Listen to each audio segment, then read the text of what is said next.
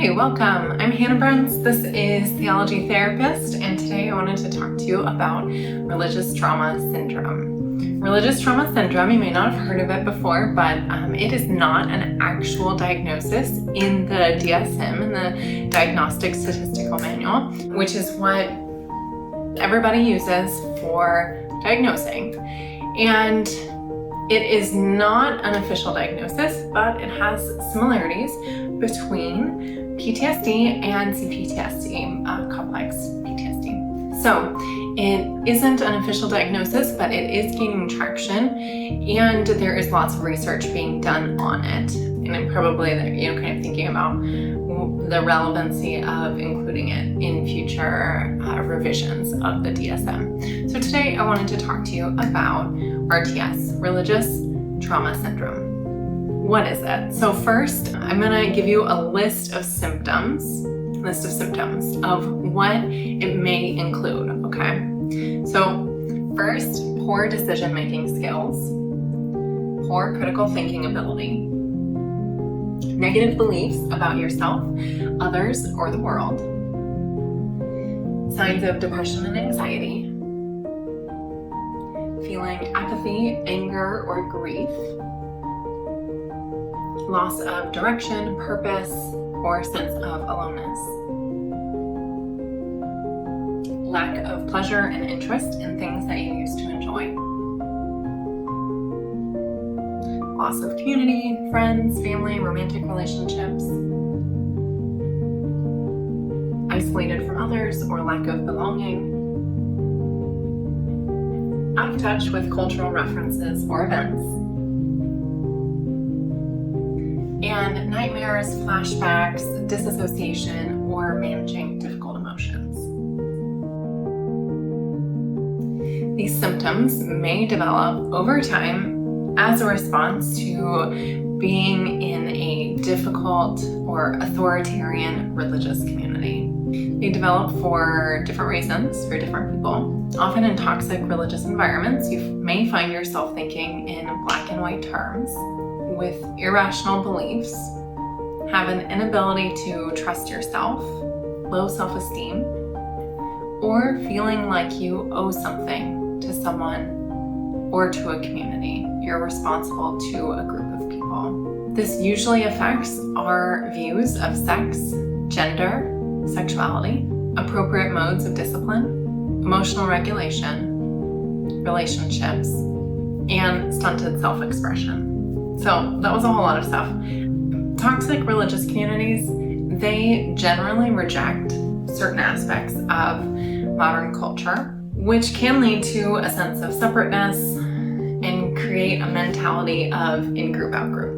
When I was in Cambodia, I struck up a conversation with this guy from Laos, and he heard the name of the Christian denomination that I had grown up in, and his first response to that was, "Oh, so you don't believe in drinking, dancing, or women playing a role in church, do you?" And really, it made me so sad and disappointed that this religious group that I had grown up in, that had been such a huge part of my life, that it was known not like next door, but all the way across the world in like a tiny town. It was known like far reaches from that original community by what they were against, right? And I think that that's often the case. We are known by what we're against. So this is often the case in toxic religious communities. There's more talk about what we're against or about the negative. They use fear or guilt to motivate people or to guilt people into submission or right action. So things like music, dancing, pop culture, those are often portrayed as bad or dangerous. There's whole other streams of, especially in like Christianity or evangelical Christianity, it's a whole other world in there, and you could only ever actually listen to like Christian music, and there isn't anything wrong with that per se, but I think taken on the whole, separating from music, from culture, from, it's not that anybody has to love dancing, right? But just that separation, what that does is that further perpetuates the separateness, the otherness, the in-group, out-group mentality. So another thing about fundamental in understanding religious trauma syndrome and how it develops is also about understanding toxic, fundamentalist, or cultish religious communities and how they work. They often stress the separation of physical from spiritual bodies and the badness of physical bodies. So this body that we have is bad. Physical bodies have pain, they have urges and itches, and they experience pleasure. And all of this is it's believed that it should be gotten rid of, right? That we're put in this body. But I think a common theme, even song, is like, this world is not my home, right? I'm just passing through.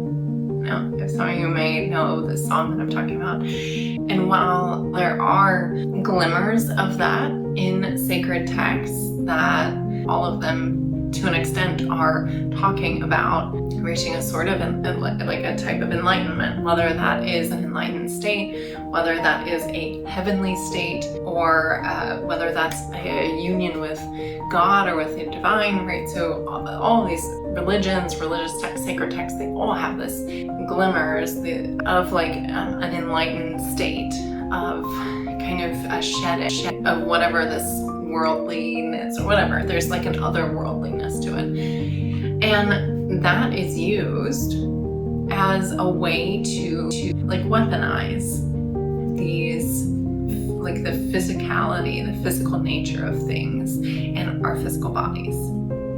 So this has a ton of implications. Not going to get into all of them today. This is really just an intro. But one of the biggest things about this is that when pleasure, whether it's pleasure, urges, pain, like not talking about the itch that I have that I'm gonna scratch and I'm not gonna sit and be mindful of.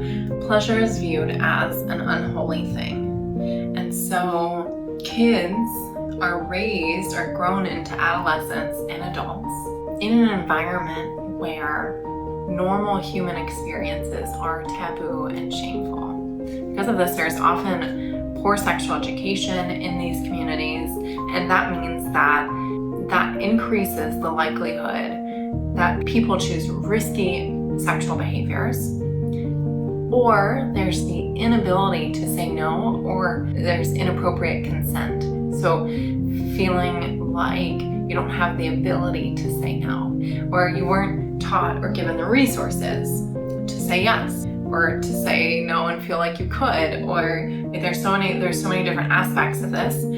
But when the subject is so taboo and is so shameful, this creates or reinforces those negative beliefs about self, others, and the world that we were talking about the religious trauma syndrome. Poor decision-making skills, poor critical thinking skills or ability, right? A lot of these are really indirect implications, but they infiltrate every part of our lives. One of those things is that there may be that feeling of aloneness or separation, right? So when something is shameful, we don't talk about it. And so we may begin to feel isolated from others. Okay, so there's a lot of implications just with this one example of sex messaging, sex education in toxic, fundamentalist, or cultish religious environments, right? Where we're not equipping people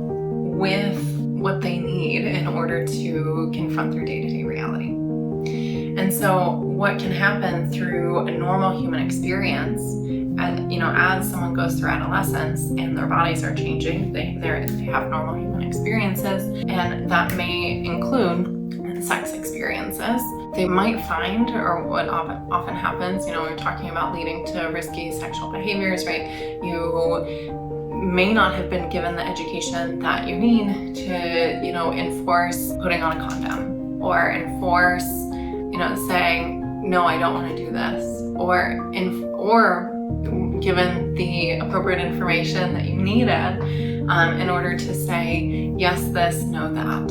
So and then because what can happen when, I think like the average age of first sex experience is probably around 15 in the US.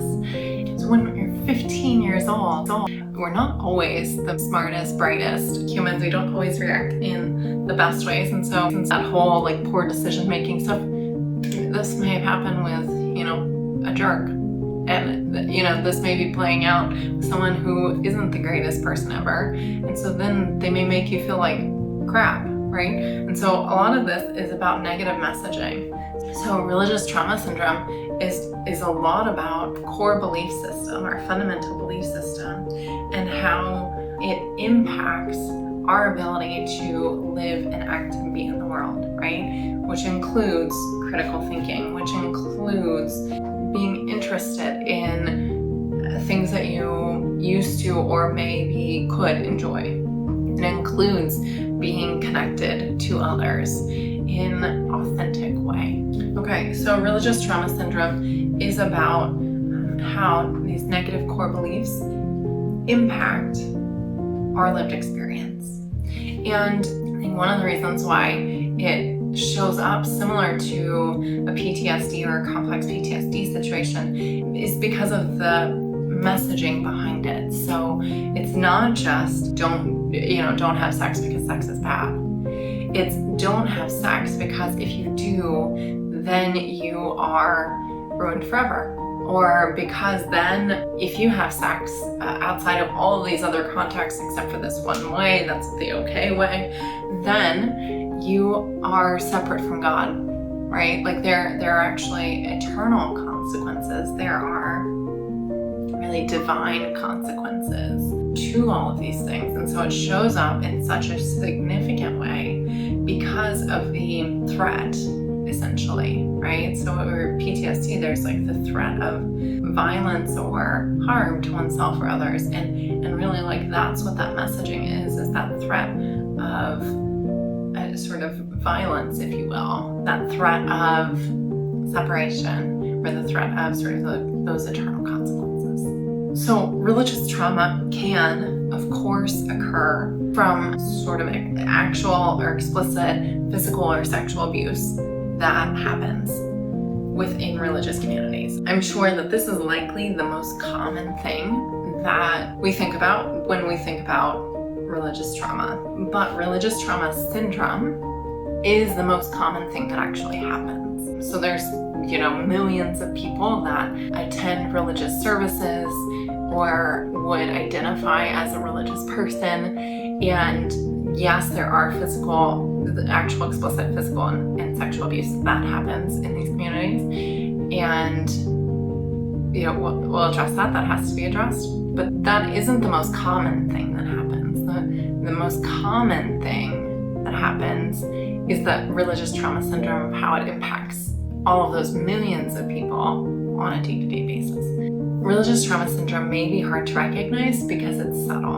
And it's also really hard to break out of because the consequences are grave. Religious communities, fundamentalist, cultish religious communities use fear and guilt of eternal damnation or separation from God to discourage people from acting in a way that's viewed as contrary to the community.